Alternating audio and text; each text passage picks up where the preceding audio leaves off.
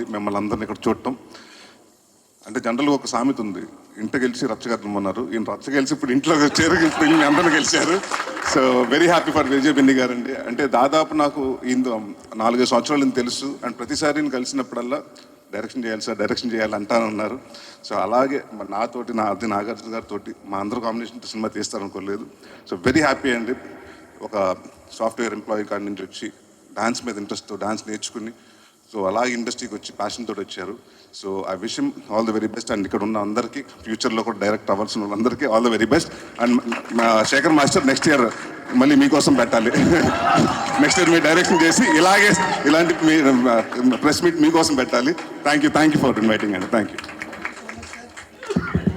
Thank you so much sir. మా ఆహ్వానాన్ని మన్నించి మా అసోసియేషన్ సభ్యులను దీవించడానికి వచ్చినందుకు చాలా థ్యాంక్ యూ సో మచ్.